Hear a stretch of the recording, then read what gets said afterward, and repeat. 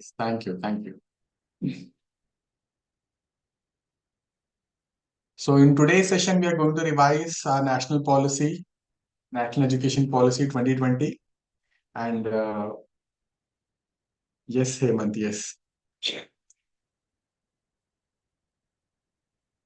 Okay. So let us start. You all have already read a lot about national policy, National Education Policy 2020, and you have gone through a lot of content that has been suggested and all those things. So this will be a quick revision session, and we'll look into what National Education Policy is talking about, the major changes it has brought in, what are its objective and major recommendation it has made with respect to school education. We will be also dealing with some area of foundation and primary education, but our major focus will be on school education because you will be entering into RIE to become teachers at the middle stage and first 2 years of secondary stage. Yes, so accordingly, we will focus majorly on school education aspect during this the class. So what NEP 2020 says? NEP 2020 clearly states that education is fundamental for achieving full human potential and developing an equitable and just society and promoting national development. This is what NEP 2020 talks about. And when we go ahead, NEP 2020 says that they believe, or we as citizens should believe, that every child has the potential to overcome adversity and develop life skills. NEP 2020 has talked in detail about life skills, and life skill education is something that is being talked about a lot. So there are high chances that you may get a question in the entrance exam that would ask you about life skills or life skill education in general. Okay, so please remember the term.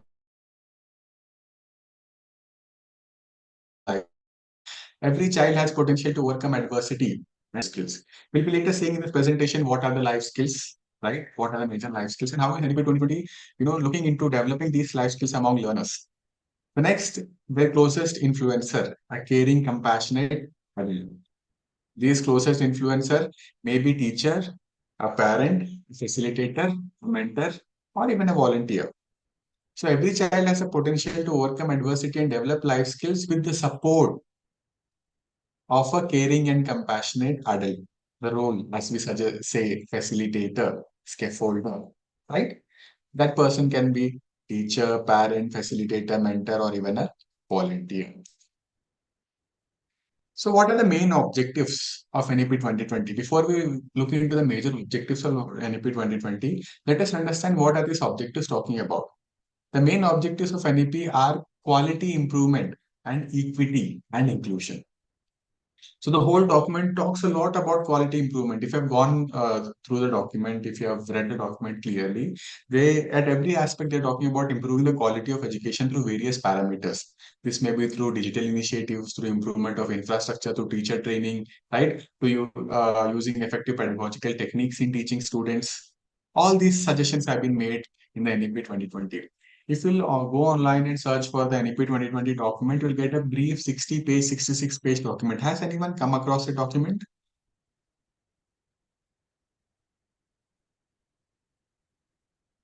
Has anyone come across a document of around 60 to 70 pages of NEP 2020? Very briefly, it has concised all the things. Yeah, so please, it was already requested for you all to read. Still, it's not late. One evening, just take few time out and read the whole document. Yes, thank you, Pariksha, for telling the number of pages. Please read the document. Specifically focus on school education. Okay, specifically focus on the recommendations of school education and teacher education. You can leave the rest. So the 64 pages document concises even further. Please take out some time and it'll take hardly 1 hour for you to finish it off, maybe 1.5 hours. So the main objectives of NEP, which we are going to discuss later, are focusing on quality improvement, equity, and inclusion in school education. Okay, multidisciplinary courses in the NEP are being talked about. Their role is to impart skill education to students.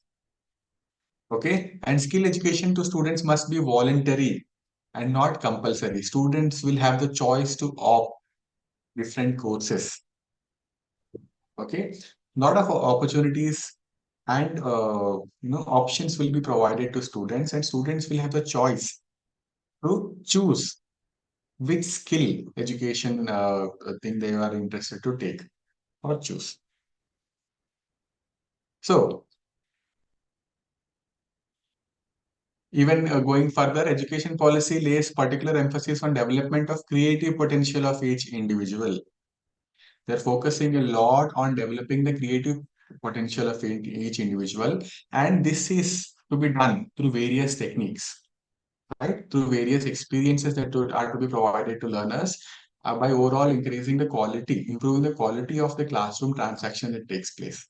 Even about this, we'll discuss in later slides about how they are planning to nurture the creative potential of each individual.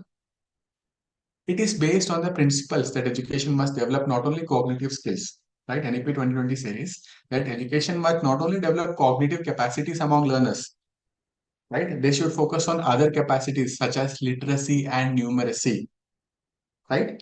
I was discussing in one of the previous classes about FLN, Foundational Literacy and Numeracy. So NEP 2020 clearly states that education should not only develop cognitive capacities like remembering, able to identify, recall, not only that, but also capacities of literacy and numeracy, able to read and understand a language, able to communicate, and also numeracy, basic mathematical functions. And from there, they're also talking about going to higher order cognitive capacities that is able to apply, analyze, evaluate, and create. So, what are these higher orders? They're also talking about critical thinking, problem solving, but also keeping in mind the social, ethical, and emotional capacities and dispositions. Sakshi, can you please stop annotating the screen? Maybe you have done it accidentally. I'll just remove it. 1 minute. Yeah. So they're also with that cognitive, with their higher order cognitive capacities, they're also talking about improving critical thinking abilities, problem solving, and also social, ethical, and emotional capacities are to be developed among learners. If you have any doubt, you can just unmute and ask me the doubt. I have kept the chat box also open. If you have any doubt, you can just put it out in the chat box and we can have a discussion on it. Moving ahead. So, Indian thought and philosophy has considered the following as highest human goal, right? So when NEP 2020 highly relies on IKS, they call something as IKS. So in entrance exam, if there a question comes to abbreviate IKS, what will you abbreviate it as? Anyone who can help me out with what is the full form of IKS? Sir, Indian Indian knowledge. knowledge system. Yes, thank you, Shreya, Gandharvini, Aishwarya. You all have answered. It's Indian knowledge system, right? So even in the NEP document, they are very clearly stating that uh, Indian thought and philosophy, they consider the following as highest human goal. All the students or the whole teaching process should guide students to achieve this goal. The first one is pursuit of knowledge, known as Gyan. Okay. The second one is wisdom, Pragya, and truth, Satya. So the goal of education at the end is to let students be able to achieve Gyan, Pragyan, and Satya. They are saying that education is for the complete realization and liberation of self. So please remember this slide, okay? What they're talking about, what is to be achieved, what is the highest human goal. So if a question comes in the entrance exam asking you, according to NEP 2020, Indian thought and philosophy has considered the following as highest human goal. So they will give you multiple options, but please remember it's Gyan, Pragyan, and Satya. Gyan means the pursuit of knowledge, Pragya means wisdom, and Satya means the truth. Moving on to the next slide. NEP 2020 is also focusing on a lot of issues. For example, The implementation of previous policies. It is also taking on the major recommendations that had been suggested in the previous policy, but were not being able to implement or achieve.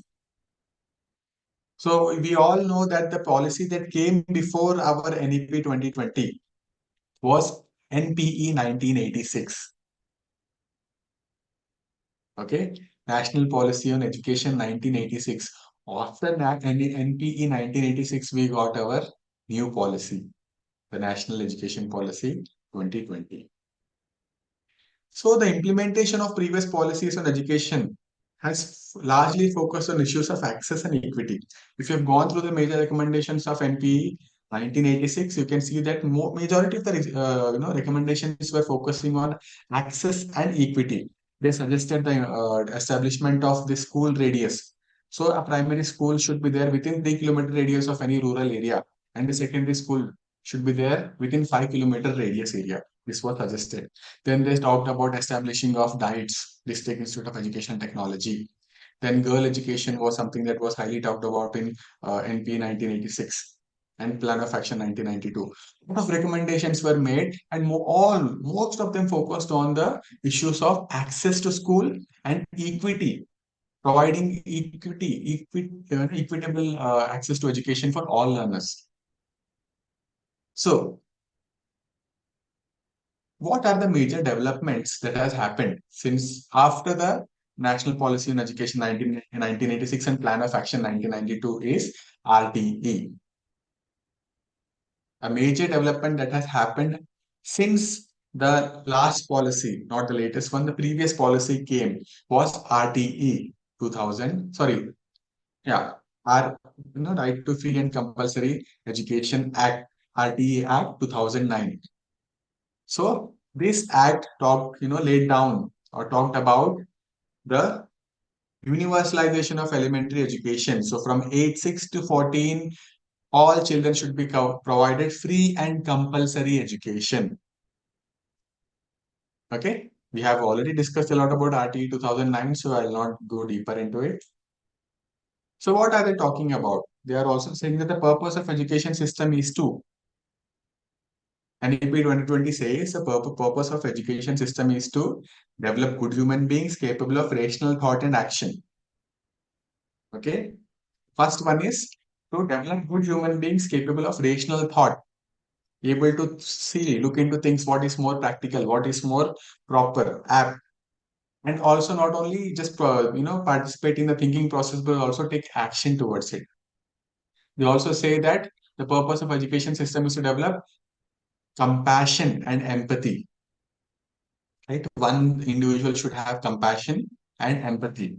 Also courage and resilience, scientific temper and creative imagination with sound ethical moorings and values. They should also, by having all these things, they should mainly consider ethical considerations when it comes to lots of things. And they should also imbibe values.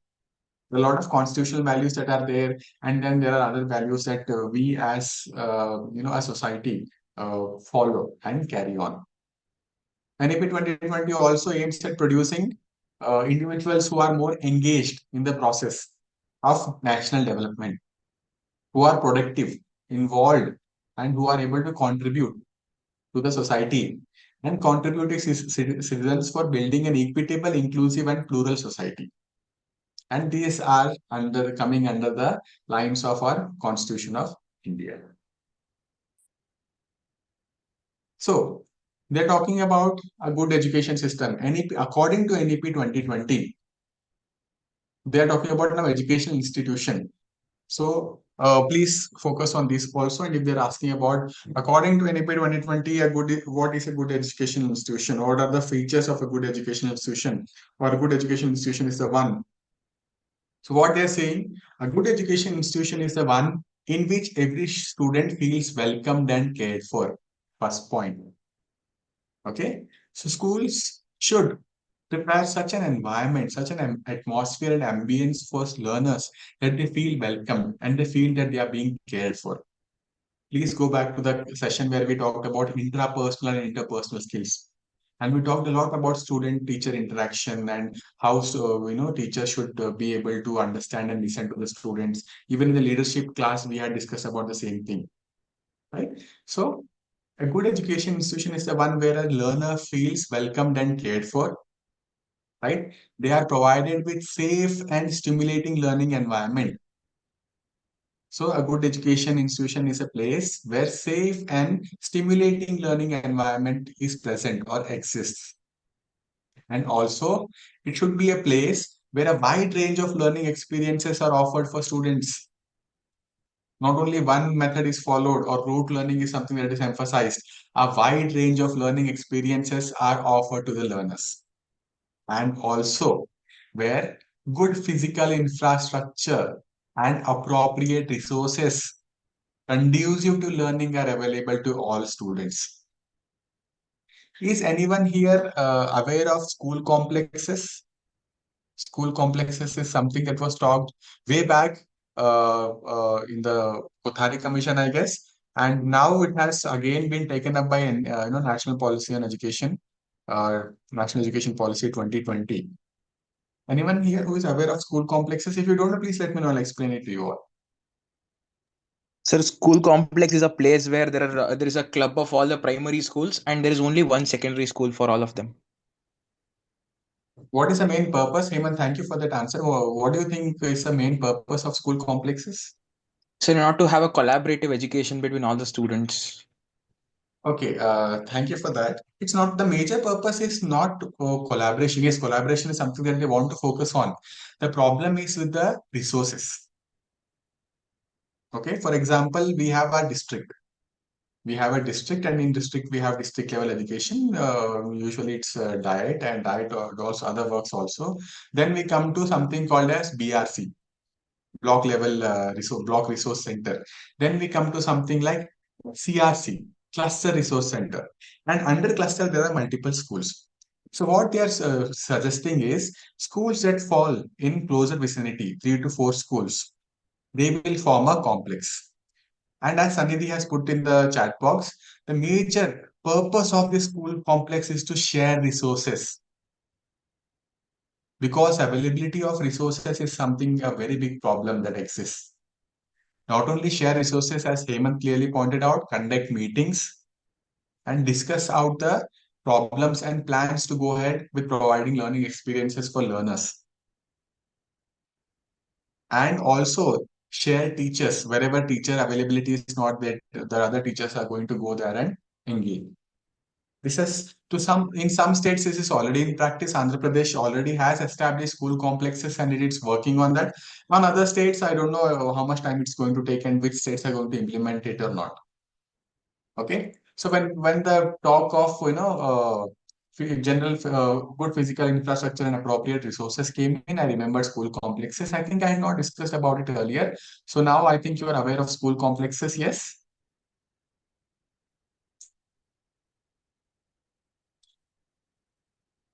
Okay, I'll take. Okay, we'll move on to the next one. Yes. So let us have a quick glance, a brief history on the national education policies. Okay, before our NEP 2020, what are the different things that have come and what have they suggested and all? So the National Policy Education aims to make major transformation reforms in the education sector in India. So what has happened till now? So post-independence, the first education commission was the Secondary Education Commission. Okay, sorry, University Education Commission. It talked a lot about formalizing university education and how it should be offered and what should be the structure and all those things. Then came 1952-53 Secondary Education Commission, also known as Radhakrishnan Commission. Was university education? But just give me 1 minute.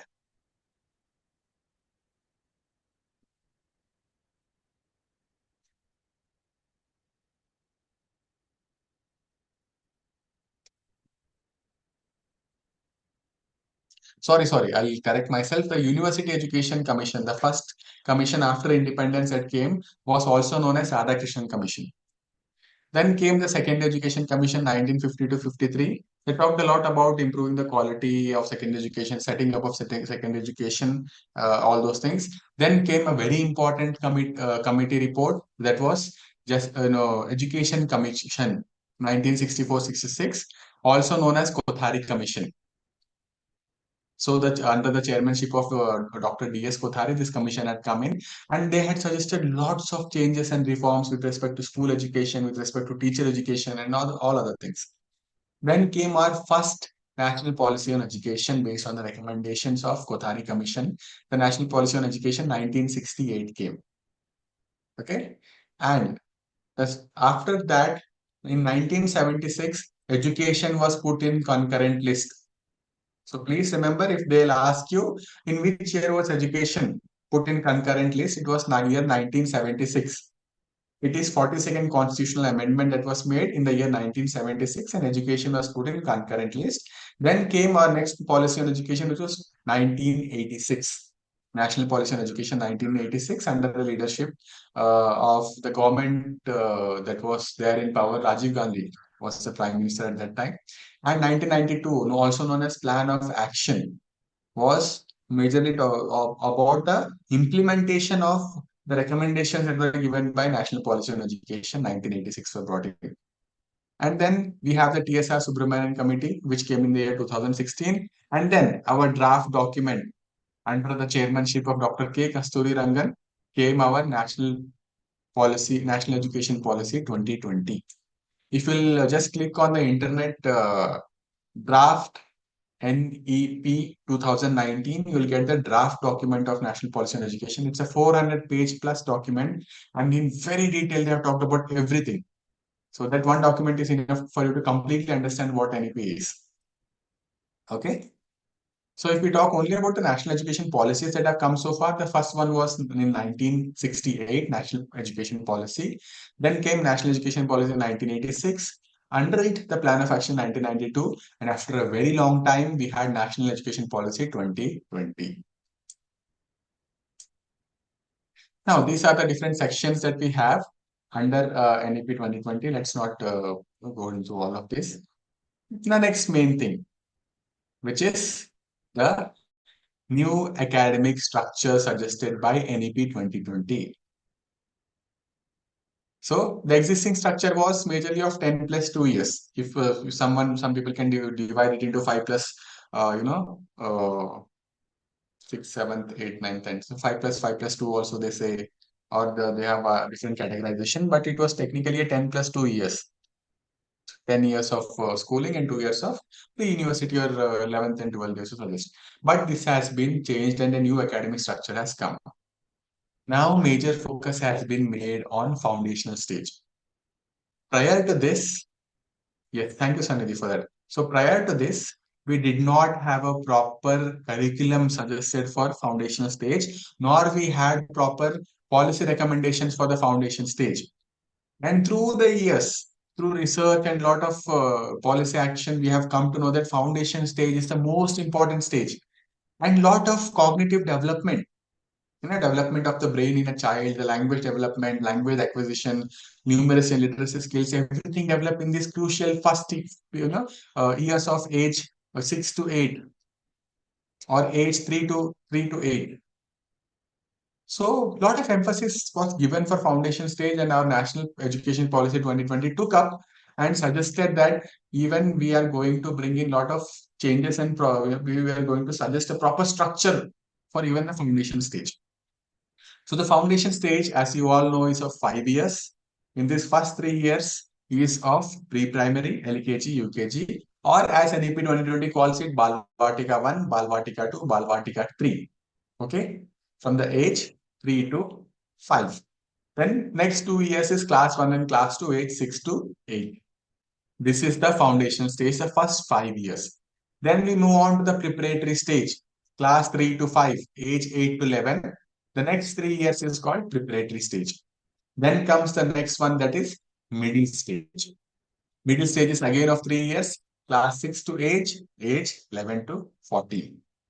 And the last one is secondary stage of 4 years, that is from age 14 to 18, covering class 9, 10, 11 and 12.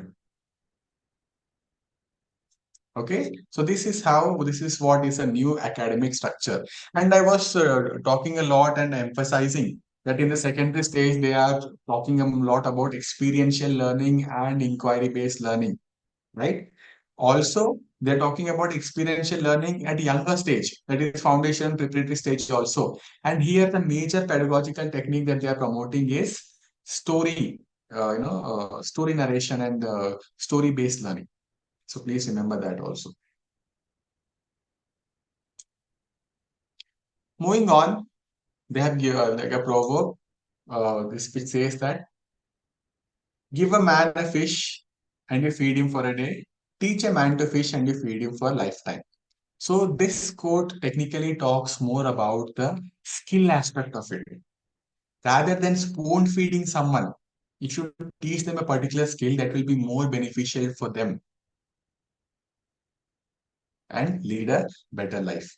So NEP 2020 talks a lot about empowering our children, our youngs, with life skills that will help each child realize their fullest potential and blossom as happy individuals. A lot of focus is given on these life skills. And not only that, but also help each child to meaningfully contribute to society as future leaders. So what are these life skills, you say? So there are different life skills. The life skills, first one is self-awareness. A student or a child should be self-aware. Self-aware with respect to what are they doing, what are their emotions, what are their strengths and their weaknesses. So there are a lot of aspects that come when we talk about self-awareness. Then empathy. Empathy is a very important skill that is to be developed by learners. They need to think from others' perspective, understand the problems and challenges that individuals may have who have different background or reasons that they come from. And critical thinking, right? One of the important life skill that has to be developed is critical thinking, where the child is able to think critically, come up with innovative solutions to a problem and analyze a problem that is given to him in a very critical way. Then creative thinking. One of the major life skill is also creative thinking, where a child is able to come with innovative solutions to a problem, try to come up with different solutions and be creative in different forms, and how to encourage creative thinking also different techniques have been suggested. Then decision making skills, it's very important to make children independent thinkers, also to enable them make their own decisions. As a country have a tradition of leaving our decisions on elders, right? Whenever it comes, even schooling is fine, to some extent understandable, and most of the decisions are made by parents. But it is very important to enable children become, decision makers. Then they'll come to know what is right, what is wrong. They'll be able to own the responsibility of the decisions and not repeat the mistakes that they have been doing, which is something that does not happen even as most of my students are here at the class sitting and attending the session. If I am asking you how many of you are still allowed how many of you are allowed at this present moment to make your own decisions, most of you might say no, because your decisions are in the end made by your parents. Yes or no? There might be few among us who might be independent decision makers and something that they can just tell to their parents, but most of us depend on the decisions that are made by our parents. And this is a skill that we need to learn, because when we suddenly come across situations that need urgent solutions, we fumble, we get stuck, we get stressed, because we do not have the skill of decision making. And this comes with experience. It's not a skill that you learn in a flash. No, this comes with experiences, with failures, and with reflection. So one of the major life skill is decision making, that is to be developed among learners. Then problem solving, able to attend to a problem from multiple perspectives and able to solve complex problems that are there at hand. The next one is effective communication. In that, we know that there are verbal form of communication, non-verbal form of communication. The major purpose is to enable a learner be effective in communicating their thoughts, communicating their feelings, and knowing what is correct way to communicate and what is the most democratic way to participate in a discussion. Then interpersonal relationships. should be able to manage and develop strong interpersonal relationships. Then coming with stress or coping with stress. Stress has become a very integrated part of all of our lives, and we all are or have been in stressful situations uh, more than ever because of the rise of internet and all other things that are happening around us. Stress is something that is more prevalent, and stress is something that is leading to a lot of psychological problems and issues among learners. And adults are also not far away from it. Adults are more stressed compared. Comparison would not be appropriate here, but I'm just saying that everyone is stressed. So, how to cope up with stress, how to manage stress, and how to identify the state in which you are, the feelings that you're undergoing through is very important. And then, coping with emotions, trying to understand your emotions, trying to regulate emotions, practice mindfulness and well-being. These are something that are very important. So these are the major life skills that are to be developed among learners as per NEP 2020. Then let us come to objectives of NEP 2020. Before we dive into objectives, let us understand what are they. The National Education Policy 2020 in India outlines a comprehensive set of objectives aimed at transforming the education system. So most of these objectives that are given by NEP 2020 are aiming at transforming the education system as a whole and to meet the needs of 21st century. So what are these objectives encompass various aspects of education. They are starting from childhood, early childhood education to higher education and research. So let us look at to the key objectives of NEP 2020 or the areas that they are trying to focus on. The first one is universal access and equitable inclusion. If you remember, this is something that was suggested in National Education Policy 1986 and it has been taken up now. Okay, so universal access and equitable inclusion. The next is holistic development.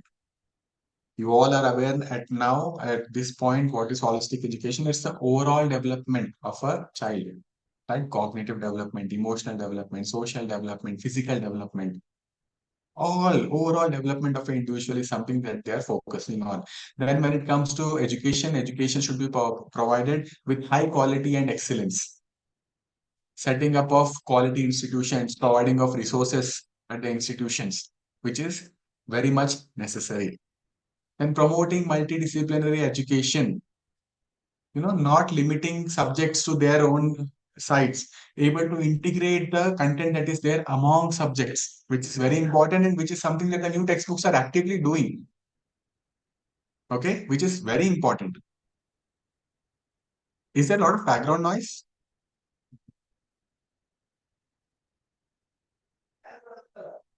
Okay, so we'll go ahead.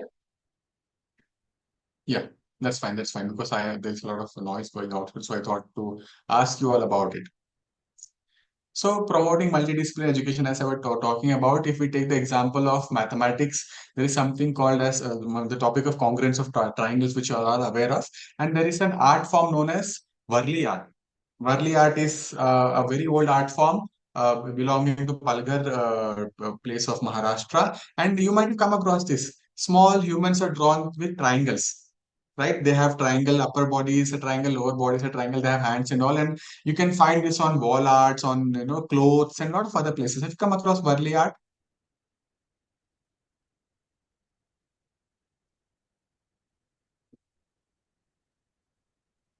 Yes, I just want to show you the Varli art.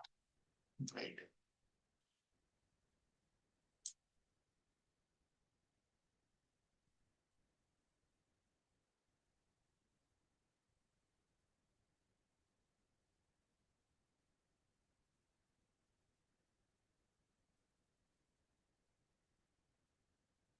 Oops.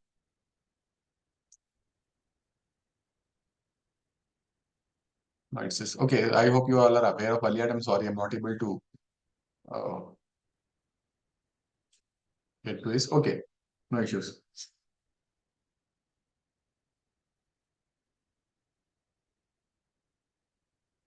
So what I was trying to talk about is when students learn about congruence of triangles, this is one way in which we can integrate art into teaching.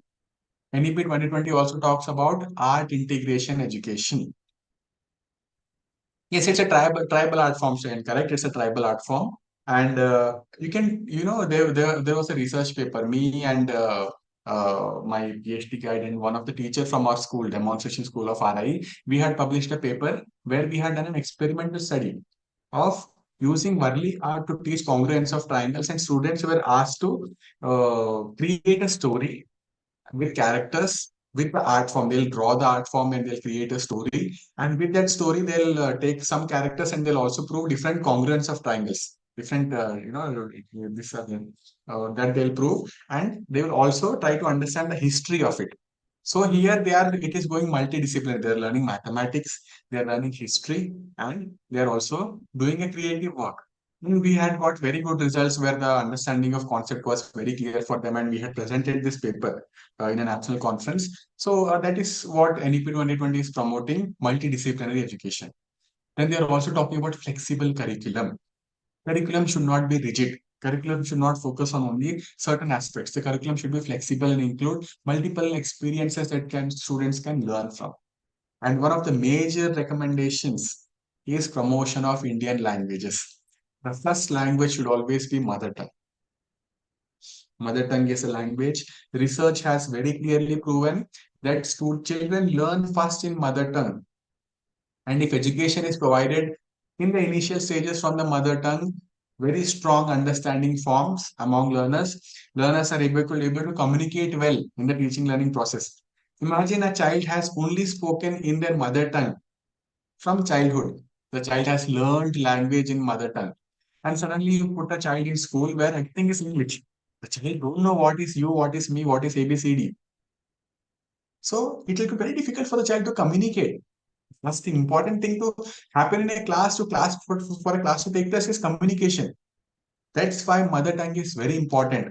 And not only that, children who learn mother tongue first and then continue their education in mother tongue are able to catch up with other languages also very easily.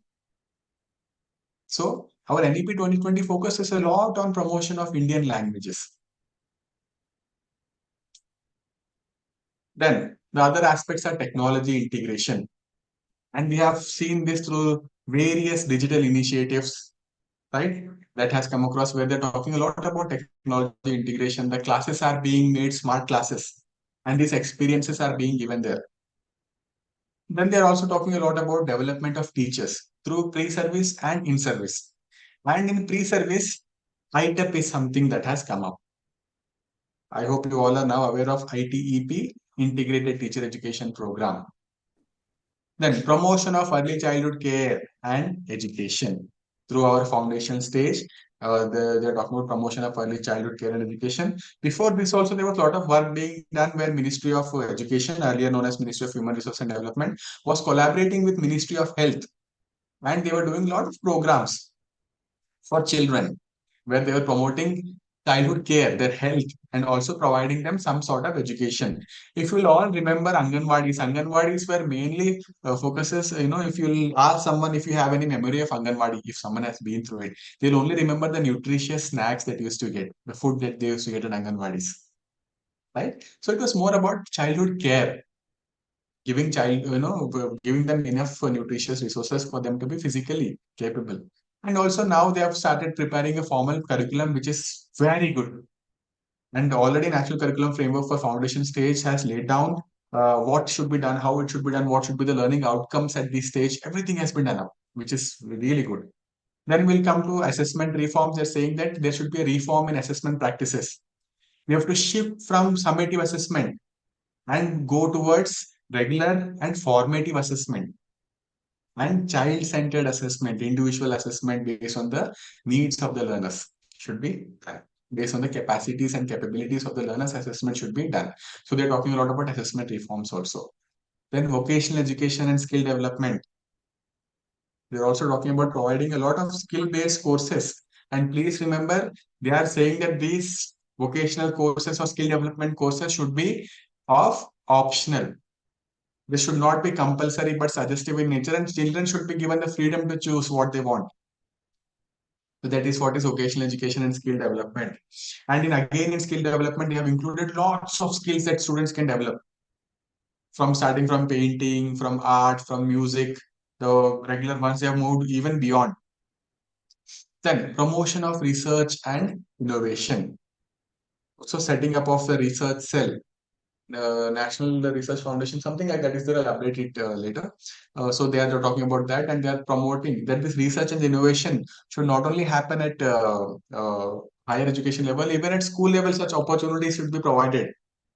And one such program is called Atal Innovation Mission.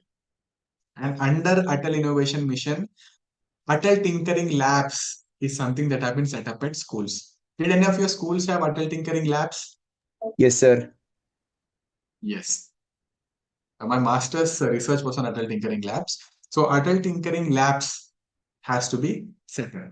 And this has already been set up. There are a lot of schools that have got this facility. And in these labs, students are learning various skills, starting from soldering to machine, to development of small machines. And a lot of other works are being done there. And critical skill development is being given. And one more point that I missed in vocational education skill development is that schools should have partnership. I'm sorry. Sinchana, you want to say something? Sinchana, I think you accidentally unmuted yourself. Sinchana, can you hear me? Hello, Sinchana. Okay, I think I request the admin if they are there to please. She has muted. She has muted. Oh, she has been muted. Thank you. So one more important point that I missed when we were talking about vocational educational skill is developing partnership with industries and providing internship experiences to students where they can go and spend some time in industries, learn how they work, what are their what are the different things they do. All these things, even for school level, not only for higher education level, but even for school level, it has been talked about. Then global engagement, improving the quality of our schools to global level. No issues, Sinchana, it happens. So improving the quality of education to meet the global needs, able to develop our schools with such resources that they are be able to participate at global level. Not only that, we are talking a lot about faculty exchange programs where school teachers and university college lecturers will get an opportunity to go to other countries and learn, and similarly will invite foreign talent to our schools and our universities. And inclusive education, which you all are very clear about, which is talked a lot about in NEP 2020, and then ethical and moral values development, and promotion of ethical values and moral values. Ethical values mainly being what is correct and what is not correct, how should we proceed towards a particular thing without harming. For example, if you're talking about genetically modified organisms, I hope you all are aware of genetically modified organisms, and these organisms, should it be brought into practice or not, market or not, what are the harm it might cause to other crops that we have of local variety, and to humans what problem it might be. And to trial it, we should not just go ahead and kill animals. If you remember earlier, a lot of dissections used to happen in undergraduation level, and even in school level there were dissections done at 11th and 12th, which have been removed now.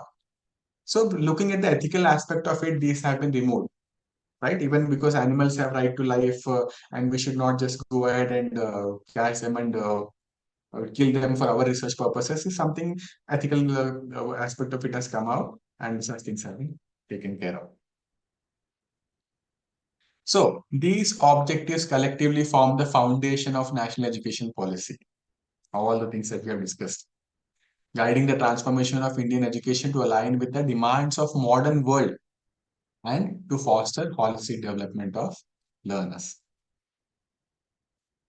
So the aim of education will not only be cognitive development, as now we have witnessed all these things. It is also building character and creating holistic and well-rounded individuals who have all the life skills and all the things that we've discussed about. These individuals will be able to participate in the society and also actively contribute to nation building with the equipped 21st century skills. Okay. So all curriculum and pedagogy, all aspects of curriculum and pedagogy will be reoriented and revamped to attain these critical goals. And how are they going to do this? Anyone who can help me out here? All the aspects of curriculum and pedagogy will be reoriented and revamped to attain these goals. How are they going to do this? They have already done it through new national curriculum frameworks, which will give specific guidelines, learning outcomes, right? Missions, visions, goals, all these things will be given up. And it is already has come yesterday in National Curriculum Framework for School Education or National Curriculums Framework. Then, early childhood care education as proposed, the early childhood care education which is proposed it will focus on building life skills. What type of life skills among early childhood children? Life skills like creativity and critical thinking, and to encourage logical decision making and innovation among small children. So life skills such as communication, cooperation, teamwork, and resilience will be taken up. And children at the foundation stage and preparatory stage will be made to involve in such activities. So experiential learning is something that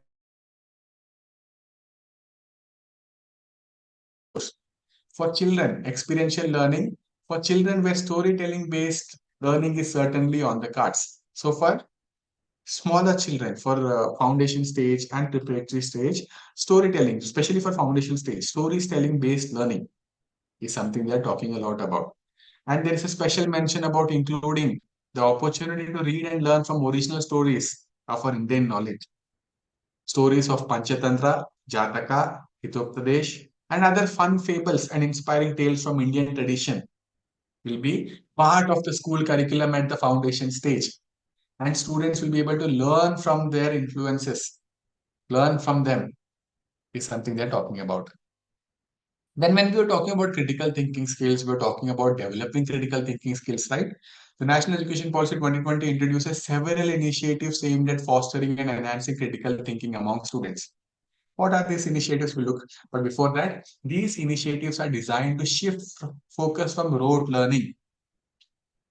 These initiatives are designed to shift focus from rote learning to a more holistic and inquiry-based approach. The second one, sorry, inquiry-based approach.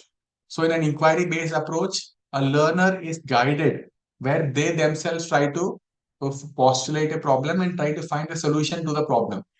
They inquiry-based approach. In inquiry also there is structured, guided, open. No need to worry about all those things. I know them because it's a part of my research. So what are the key NEP initiatives that promote critical thinking skills? Let us look into it. I analyze the chat box. Yeah, 1 minute.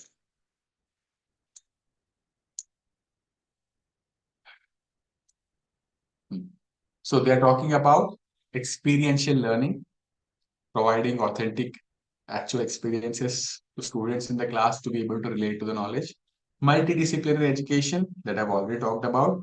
Reduced content load.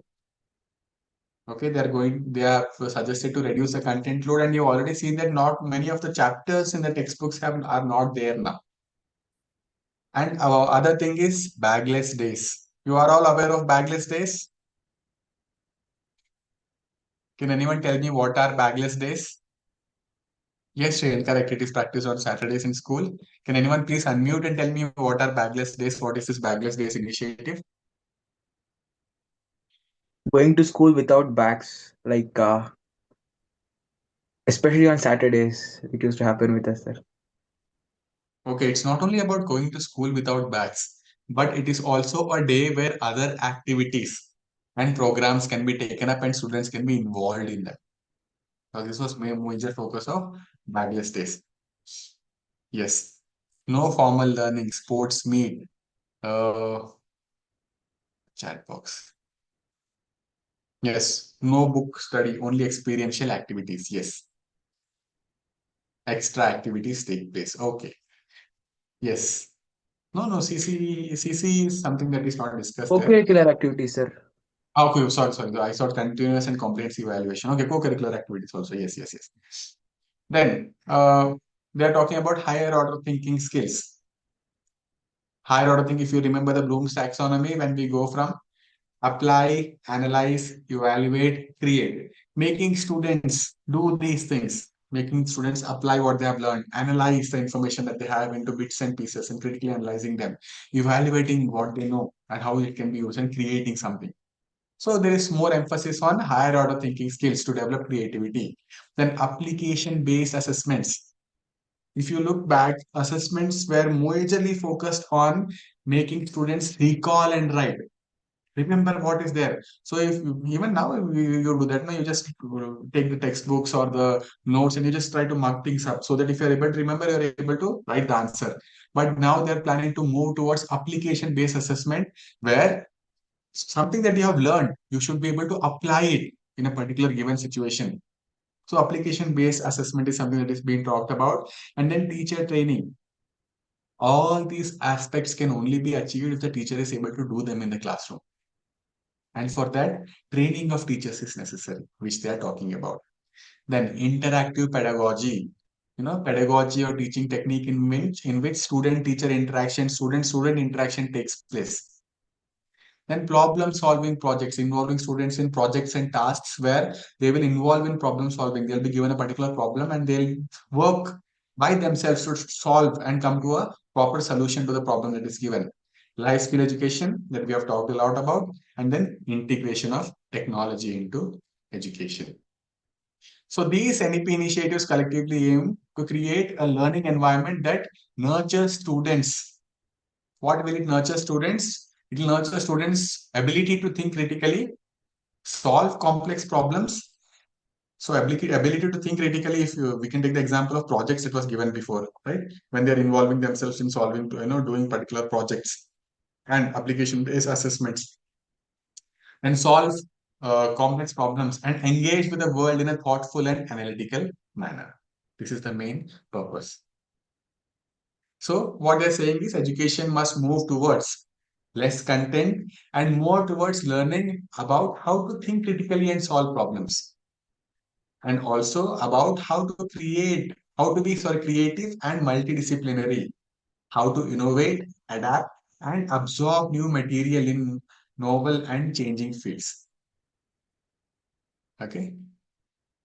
So they're saying pedagogy must evolve. The teaching practices must evolve.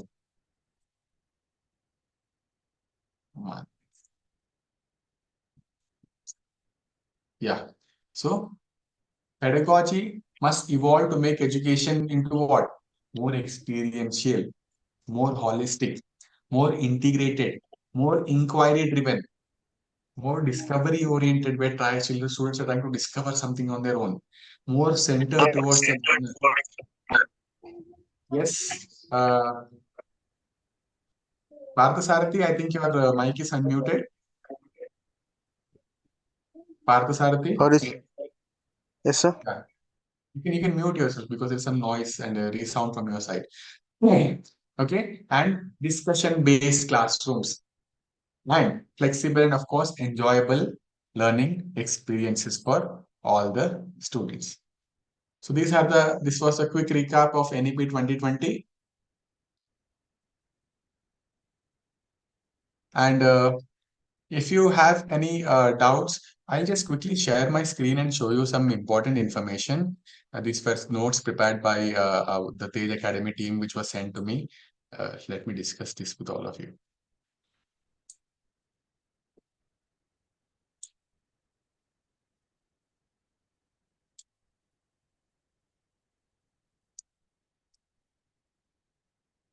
Yeah, I'll share my screen. Please let me know if my screen is visible or not.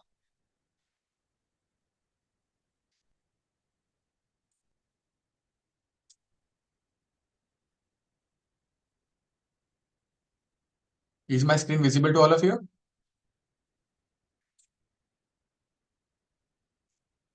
I don't know who PKR is. Is my screen visible to you now?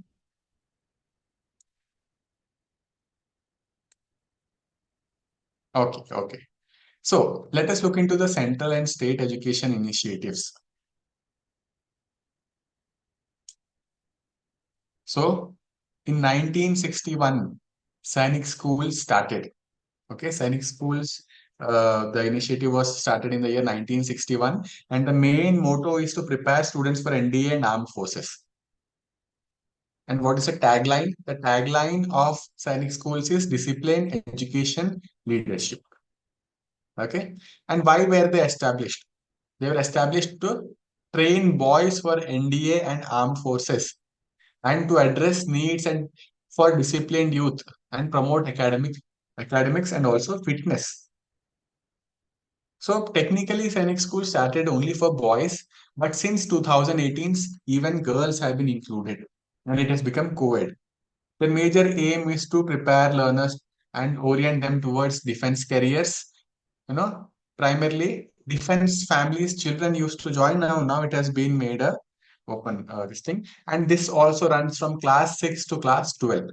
Okay, age group 11 to 18 can join them. The next one is Kendriya Vidyalaya. Many of you might be a part of this, might have studied in this system. Even I was a part of Kendriya Vidyalaya. I've studied in 4 different KVs. So their motto is to ensure uniform education for central government employees' children. And their motto is Tattvam, Poshan, Aparbunan, let knowledge spread. So they were established to provide consistent quality education for children of transferable central government employees. So what happens is most of the central government employees, they have a transferable job. So the same was my case also. My father is a paramilitary person. So every 4 years he used to be transferred and we used to move along with him. So whenever we go, we cannot, the problem was that adjusting to a new system of entire schooling. So to, resolve this problem, Kendriya Vidyalayas were set up, where wherever you go, you get the same structure and the same type of education. Again, for children of central government employees, general students, but now it has been modified, and now even general population can also apply and get a seat into Kendriya Vidyalayas. Here it is given class 1 to 12, but let me correct this. It starts from Balvatika 1. Kendriya Vidyalaya has already started establishing Balvatikas as per NEP 2020 guidelines. All the KVs have not established it, but some KVs have already started. And now we can say that KVs are from age 3 to age 18. Balvatika 1, Balvatika 2, Balvatika 3, and class 1 to 12. So KV, let us change it. It is 3 to 18, and it is from Balvatika 1 to class 12. Okay, then we come to Jawahar Navodaya Vidyalaya. If you have done PYQs, then almost from past 3-4 years, this is a question that has been asked. Started in the year 1985 under the guidelines of 1985. Their motto is to provide quality education to rural talent. Please remember, not economically weaker sections, only rural talent. Some students get confused with this. So it's to provide quality education to rural talent. These schools are situated in rural areas. Their motto is excellence for rural students. And they were launched to offer free residential education to talented rural students. Please remember this. Free residential education to talented rural students and bridging urban-rural education gap. So 75% of seats are reserved for rural students, rural quota. And you have to take up an exam known as JNVST. Okay. So 75% are for rural, urban 25% all backgrounds. This is from class 6 to class 12. Again, we might have a few of our friends here who might be products of Jawahar Navodaya Vidyalaya. Then comes EMRS, started in the year 1997, Eklavya Model Residential Schools. So these schools were technically established to ensure quality education for scheduled tribe students. Okay, please remember EMRS are basically for scheduled tribe students. Their motto is empowering tribal futures. And they were initiated to provide free residential education to scheduled tribe students in remote areas. addressing tribal education gaps. Okay, so who are the students who are eligible? Scheduled tribe students in tribal areas. Again, it's from class 6 to class 12th. Then comes in the state of Karnataka, we have Morarji Desai residential schools. Okay, so in Karnataka only these schools are present. This is for promoting quality education for minority and underprivileged students. Their motto is education for social equity, and they are established to offer free boarding education for SC, ST, OBC minority students to reduce the socioeconomic barriers on parents and the learners. So the eligible ones are scheduled caste, scheduled tribe, other backward class minority students, and economically disadvantaged. Remember, this is not till class 2, and this is only from class 6 to class 10th. Then, Sarva Shiksha Abhiyan, achieve universalization of elementary education. Education for all is something they talked about. So this scheme was launched to ensure free compulsory education, improving infrastructure of schools, teacher training, and to address access and dropout issues. And this, as it comes now, it comes under RTE. So all children, especially disadvantaged and out of school children, class 6 to class 14, that is class 1 to class 8. Then in 2003 came the program, National Program for Education for Girls at Elementary Level. So this main purpose was to enhance girl education at elementary level. The motto is girls education first, and introduced to boost girls enrollment and education in educationally backward blocks. Okay, via life skill, remedial teaching, and tackling gender disparity. So the eligible students are girls in educationally backward blocks, and this is also from class 1 to class 8. The next one started in the year 2004 is the KGBVs, Kasturba Gandhi Balika Vidyalaya. So they were to promote girl education from marginalized communities. Okay, their motto is empowering girls through education. So they were initiated to provide residential education for SC, ST, OBC, and minority BPL girls below poverty lines, students coming from BPL families. And this was to ensure dropouts and to tackle gender gaps and provide quality education to girl students. Again, like this is a group that are eligible. And this is again from class 6 to class 12. Then in 2006, in the state of Haryana, started ROE schools. Okay, so their thing is to deliver model education in rural areas. Motto is excellence in rural education, and these are launched to establish CBSE affiliated schools in rural blocks, offering modern facilities and addressing rural education quality. Then students of rural rural students of all backgrounds are eligible, and this is from class 1 to class 12. It starts from class 1 itself. Then in Karnataka state, we have Adarsha Vidyalaya. Anyone here who is a part of Adarsha Vidyalaya or studied in Adarsha Vidyalaya among the people who are attending this session? Oh, Rajata is a very good, great. So Rajata is a product of Adarsha Vidyalaya. So their purpose was to provide quality education in rural areas. And their motto is model schools for rural excellence. So these are also initiated to offer CBSE English medium education via a particular exam. They have an exam called KAVEE, and one has to clear this exam to enter into a Adarsha Vidyalaya. So bridging rural and urban gaps. So rural students are eligible to apply through the exam, KAVEE exam. And again, this is from class 6 to class 12. And similarly, in Haryana, we have model Sanskriti schools. So this is to promote quality education with cultural values. Their motto is education with tradition. Again, these are CBSE affiliated schools, to provide education with Sanskrit cultural focus, enhancing government school quality. So government school students from all backgrounds are eligible from class 1 to class 12. So in Rajasthan also similarly Adarsha Vidyalayas were launched in the year 2014. Established model schools in every block. That was their main purpose, and to provide quality education for Rajasthan was their motto. Launched to upgrade government schools to CBSE affiliated models, improving rural education quality and access. So students from rural students from all backgrounds were eligible, and the class education was provided from class 1 to class 12. In the year 2015, in the state of Odisha Adarsh Vidyalayas were established, OVAs. Anyone here was a product of OVA?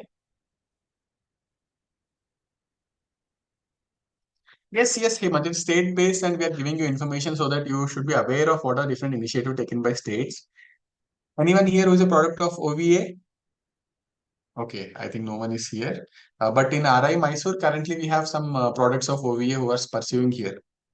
And many of the products of RI have got placed into OVAs as teachers and also as administrators. So their purpose is to provide free quality education in every block. Their motto is model education for all. These are established to offer CBSE residential education via entrance exam addressing rural education gaps. So here also it is based similar to the JNV guidelines. Rural talented students via entrance exam, again from class 6 to class 12. In 2018, RMSA, Rashtriya Madhyamika Shiksha Abhiyan, and Sarva Shiksha Abhiyan were merged into Samagra Shiksha Abhiyan. There, it was done to provide holistic and equitable education for all, and the motto is inclusive quality education.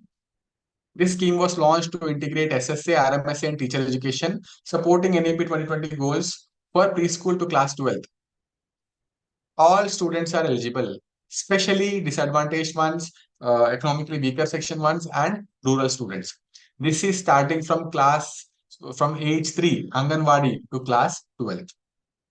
Then, in Delhi Schools of Excellence had started. Their motto is to provide world-class education in government schools. Tagline is excellence for Delhi students. So, why was they made? Initiated to offer CBSE English medium STEM-focused education. Can anyone abbreviate STEM for me? Science, technology, mathematics, and English, maybe. Yeah, so it's good attempt, Heyman. So, STEM is science, technology, engineering, and mathematics. Okay, so now STEM has evolved into STEAM, science, technology, arts, engineering, and mathematics. So STEM focused education, improving government school standards. So this is for government school students from all backgrounds, from class 1 to class 12.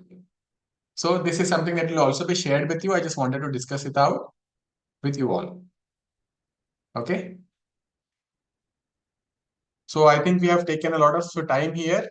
Thank you. We'll meet in the next session. I'll end this session. Bye bye.